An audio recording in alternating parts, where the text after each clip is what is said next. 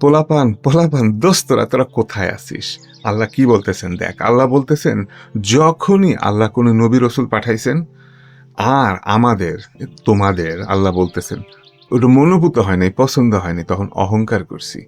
তখন অহংকার করে হয় সেই নবী রসুলকে অস্বীকার করা হয়েছে অথবা তাদেরকে একদম হত্যা করে ফেলা হয়েছে। আমি বুঝছি তুই ডেফিনেটলি ইনশাআল্লাহ ওরকম খারাপ না যে একেবারে হত্যা করে ফেলবি বা কিছু, কিন্তু অস্বীকার পর্যায়ে কি আশা হইতেছে? আর এটা হইতেছে কি অহংকার থেকে। অহংকার মানে কি দোস্ত? অহংকার মানে কি? নিজের আমার একটা গুরুত্ব আছে, আমি তো কিছু, আমি বুঝি, আমার একটু দাম আছে রে ভাই, এইটা হইতেছে অহংকার। তাহলে আমি বুঝি, আমি ভালোটা চিনি জানি, আমার একটা জ্ঞান বুদ্ধি আছে, অহংকার।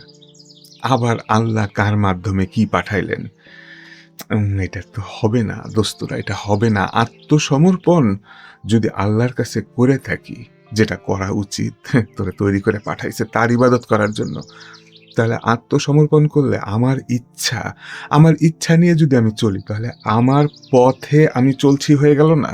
আমার পথে। আর আল্লাহ বলতেছেন আল্লাহর পথে চলতে।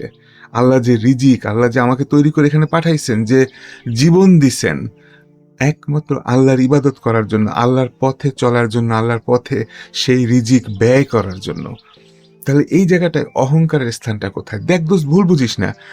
আল্লাহ একটা কথা, একটা আদেশ করছেন কিনা মনে সন্দেহ হচ্ছে, বিশ্বাস আসতেছে না, ওইটা ডিফারেন্ট, ওইটা খুব ডিফারেন্ট। আল্লাহ একদম বুঝতে পারবেন যে আমার ওই বান্দাটার জেনুইনলি মনের ভিতরে আমার অর্ডারটা আল্লাহ পৌঁছান নাই, না বুঝতেও পারবেন ঠিক না, আল্লাহ পৌঁছান নাই। কিন্তু এটা হইতেছে মনের সাথে মুনাফিক পানা না করা, যে বোঝা হয়ে গেছে, ওরে বাবা রে, বোঝা হইছে আমার কি করা উচিত, কি করা উচিত না, কিন্তু তারপর অহংকার করে যে না আমি বুঝছি এমনটা করতে হয় কিন্তু করবো এমনটা, এই অস্বীকার। ইনশাল্লাহ আয়াতটা নিয়ে একটু চিন্তা ভাবনা দেই।